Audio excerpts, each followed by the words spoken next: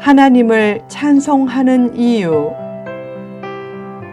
시편 99편 1절에서 9절 말씀.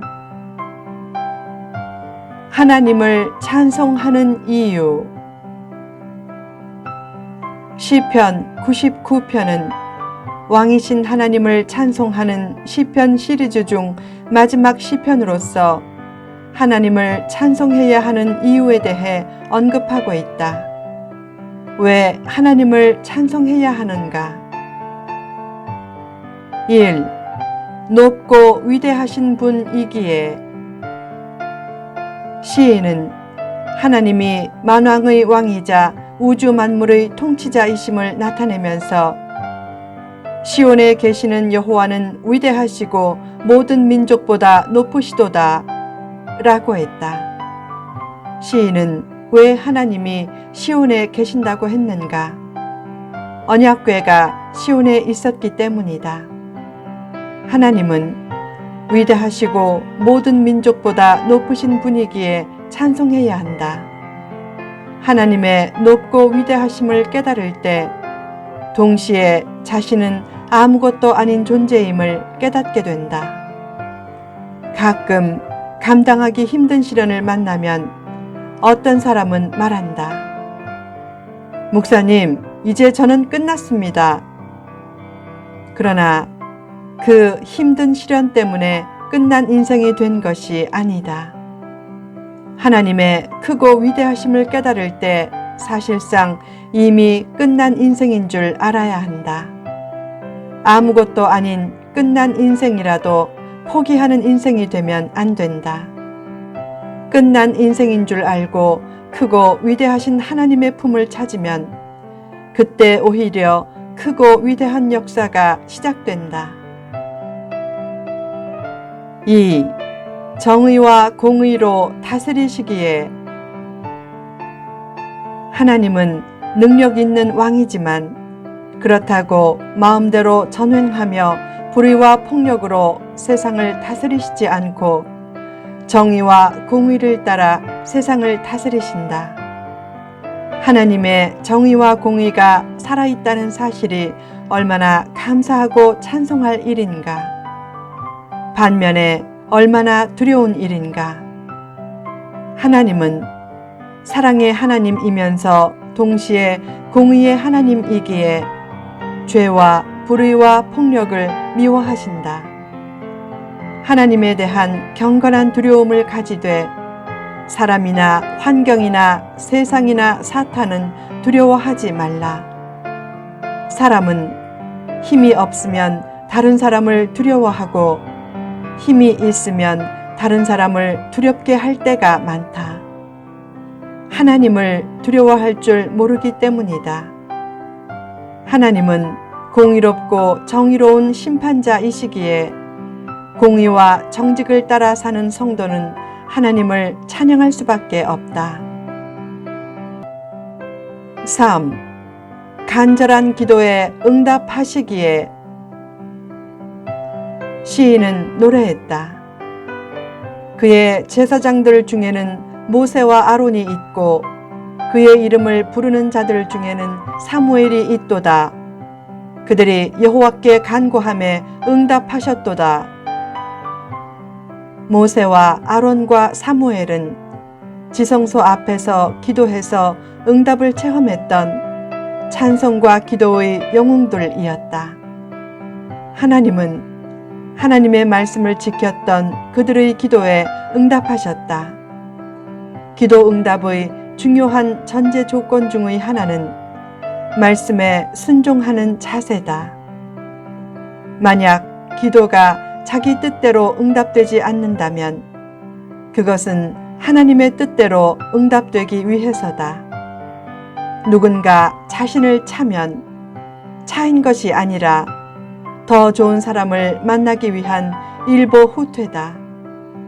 일이 안 되고 기도대로 안 되어서 실망할 때 하나님은 그 다음에 안겨주실 큰 축복을 생각하며 흐뭇한 미소를 지으실 것이다.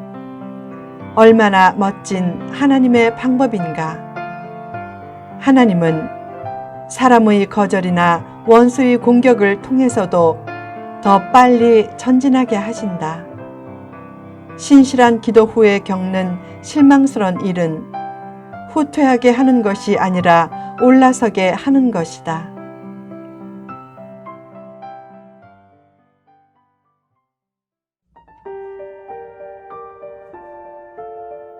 4. 사랑과 용서의 하나님이기에. 하나님은 순종하는 자가 말씀에 순종하며 기도할 때 그 기도에 응답하셨고 그들이 행한 대로 갚아주셨다. 잘못된 행동을 하면 심판은 하되 은혜와 자비로 다시 품어주시고 용서하셨다. 하나님의 심판도 사랑의 증거로서 진심으로 회개하면 하나님은 늘 용서하시기에 찬송이 나오게 된다. 누가복음 15장에 나오는 돌아온 탕자 비유에서 아버지는 둘째 아들에게 재산을 물려주면 아들이 방탕하게 쓸 것을 예상했을 것이다. 그래도 재산을 물려준 것은 죄와 허물과 실패를 용납하고 용서하시는 하나님임을 잘 보여준다.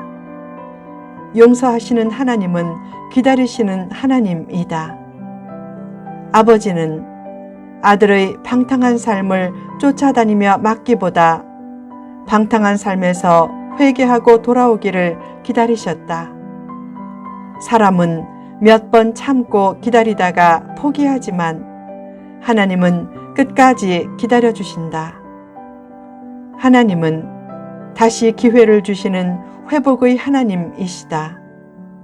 탕자가 돌아오자 아버지는 아들을 꾸짖지 않고 용서하며 신분을 회복시켜 주었다. 그 사랑이 첫째 아들이 보기에 시기가 날 정도로 과분했다.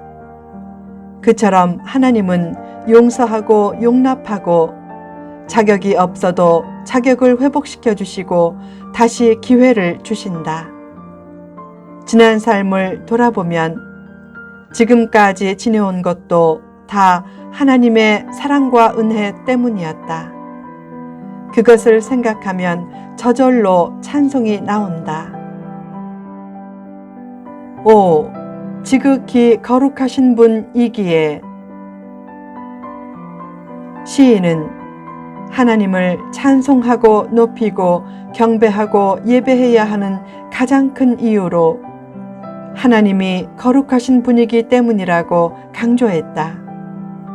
하나님을 경배하며 사는 것의 핵심 실체는 세상에서 거룩하게 사는 것이다.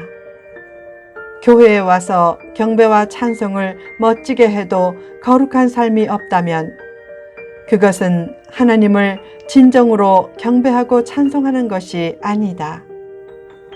하나님의 최대 속성은 거룩함이기에 성도가 최대로 추구해야 할 성품도 거룩함이다. 거룩하신 하나님은 거룩한 성도를 원하신다. 거룩하다는 말은 구별된 존재로 살라는 말이다. 제사장에게 있어야 하는 제일 속성은 거룩함이다. 만인 제사장이란 말은 평신도가 목회자만 영적인 리더인가?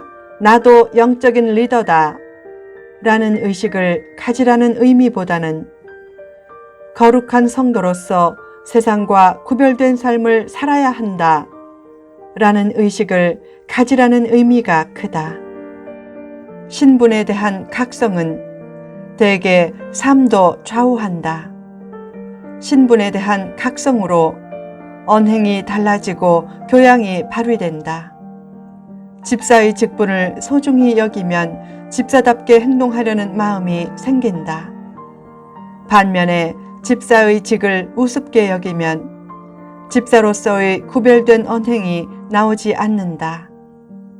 왜 어떤 성도는 언행이 단아하지 못한가? 개인적인 천성이나 환경이나 감정 때문이기도 하지만 더욱 큰 이유는 신분에 대한 각성이 부족하기 때문이다. 신분에 대한 각성은 영혼을 아름답고 건강하게 만드는 기초와도 같다. 성도는 어떤 신분을 가졌는가? 하나님의 택함 받은 존재이자 왕 같은 제사장의 신분을 가졌다. 왕 같은 제사장이란 개념을 신분이 높아졌다는 개념보다 책임이 커졌다는 개념으로 받아들여서 더욱 헌신적이고 책임적인 삶을 살라. 구약시대의 제사장은 자기 귀에 제물의 피를 발랐다. 하나님의 말씀대로 살겠다는 뜻이다. 자기 엄지손가락에도 피를 발랐다. 자기 제치를 하나님께 드리겠다는 뜻이다. 자기 발가락에도 피를 발랐다. 자기 행로도 하나님의 뜻대로 펼치겠다는 뜻이다. 또한 제사장들은 제단을 관리하는 일을 하고 하나님의 뜻을 묻는 재판을 행하면서 섬기는 일에 자신을 온전히 드렸다. 만인 제사장 개념을 지위가 높아지는 특권적인 개념으로 받아들이기보다 섬김을 도전하고 결단하는 개념으로 받아들이라. 교회에서 가르치고 주장하는 투의 언행이 나타나지 않도록 힘쓰라. 제사장은 높은 감투를 가진 사람이 아니라 책임적인 헌신과 거룩한 삶을 통해 하나님의 거룩함을 전하는 사람이다. 그런 거룩한 제사장이란 인식을 가지고 하나님의 거룩한 뜻을 이루기 위해 힘쓰는 책임적이고 헌신적인 심령들이 되라.